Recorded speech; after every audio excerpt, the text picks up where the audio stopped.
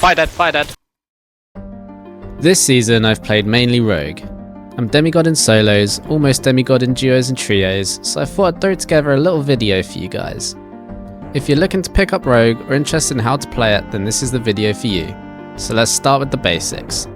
Strengths and weaknesses. So for strengths, Rogues have high melee damage. Daggers are some of the best DPS in the game, and Rogue specialises in them. Ambush adds solid melee burst too. They have good PvE clear, and they're good against bosses too.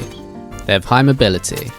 With naturally high agi, dex and resourcefulness, Rogues are fast, they can open doors and chests quickly, and perks like double jump grant them access to spots other classes cannot reach. Stealth. The only class that can go invisible without a potion. With creep they move much more quietly than other classes. They have surprisingly good mid-range. Hand crossbow and throwing knives with poison weapon makes their mid-range actually quite good, especially kiting slower classes. And for weaknesses, they're squishy. Low base HP and limited armor options means if you get caught in a straight up 1v1 trade against a barb or a plate fighter, you're probably going to lose unless you're schmoovin'. They have limited range. Hand crossbow is more like half of a ranged option, and knives are a very limited resource, so you can't spam them unless the enemy is quite close. They have low melee range. Daggers means you have to commit. You're in their face. If your all-in is mistimed, you'll likely die in the attempt. So what does this mean? Rogues are great at catching other squishy classes with their pants down, but they're bad at dueling tanky classes. It's as simple as that. For perks, the perks I run in almost all my games are: number 1, Poison Weapon. I think this is honestly one of the best perks in the game. The stacking damage over time with a healing reduction. Often I'll stab someone 3 times, and then they'll get some distance on me only to drop to poison. It's worth so much damage, I think it's borderline mandatory for any rogue build. Number 2 is Dagger Mastery. Just a straight up damage buff to your daggers. 15% adds a good 3 or 4 damage to each hit. Solid. Number 3, Stealth. This perk is also pretty much mandatory if you're running Hide, which you probably should be, or you may as well be playing Slayer Fighter. Without it, you're just sitting still every time you press the button. Number 4, Ambush. This is the only perk I would maybe change, but the increase in damage and move speed makes you burst out of stealth, which is worth a lot with the way I play. Other perks you could use are Creep. I don't really like using Creep because A, it feels lame, and B, you're not totally silent. People can still hear you anyway. Double Jump. I actually really like running Double Jump. It's great for 1v1s because you can jump high and hit their head while they're whiffing at your legs, so it helps your trades. You can also use it to hit jumps you wouldn't otherwise be able to make, which lets you reposition faster or escape. I just don't take it because I don't like the -10 move speed. And then Thrust. I'm not a fan. Armor Pen just isn't good enough to justify it. Check out my physical damage video for a deeper dive.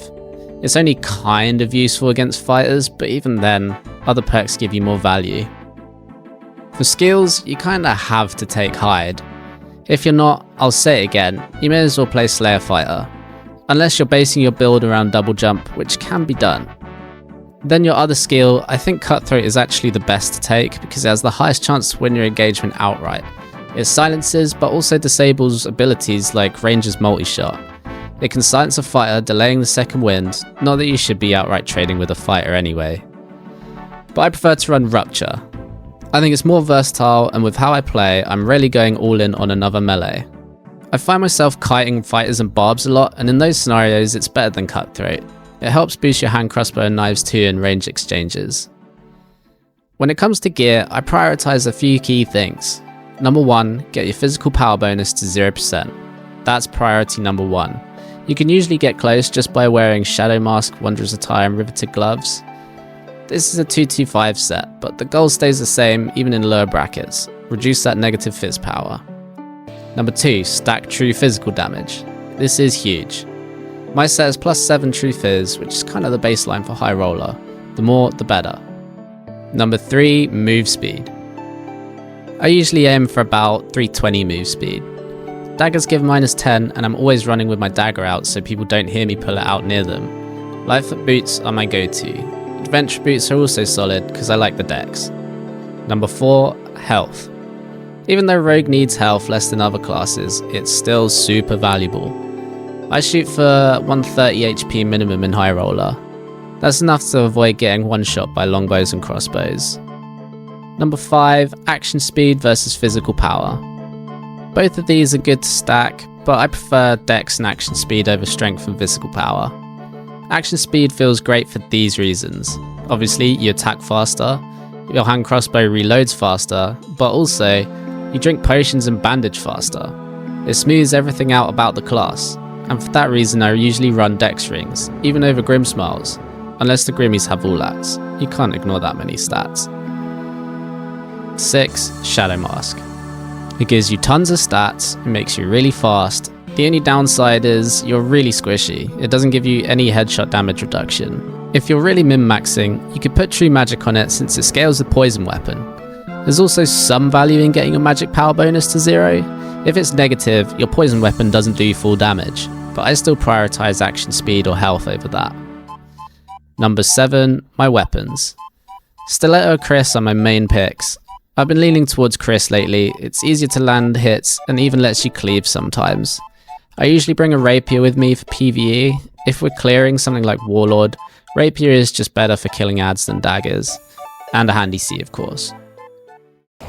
So what classes work best with Rogue? Rogue shines when it's creating space for your team.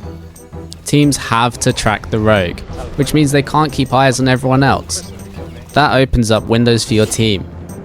Best classes to pair with Rogue are Wizard, Ranger, Warlock. These classes benefit a ton from having breathing room. Worst pairings I'd say is Bard, Cleric and Healer Druid. Those support classes usually play Clump, which doesn't mesh well with Rogue's hit and run style. Bard especially is a bad matchup. Their buffs literally light you up like a Christmas tree, which kills the whole stealth thing you got going on. So let's talk about gameplay. Right now, a lot of Dark and Darker looks like this. You've got a Druid or a Warlock sitting there with the Trent or Hydra waiting to trap whoever pushes first. Or a team just camping a door ready to slam it shut the second someone walks through. Honestly, I hate that about this game. Door and Dora. Two teams just standing there staring at a wooden plank waiting for someone to blink first. I don't mind some posturing, but when the whole match is just a standoff like that, it gets boring fast. So what can you do about it as a rogue? You've got 3 main options. Number 1, trade mid-range. Not ideal. Rogue works best when they don't know where you are, and this is just showing yourself. Plus, hand crossbow doesn't do enough damage to make a real difference. You don't want to waste throwing knives through a door just for them to close it and heal. Number 2, hide and wait for a push. This one sucks too. If they know you're a rogue, or they only see 2 out of your 3, they'll probably never push. You'll just be stuck there forever. Number 3, the best option, find an angle.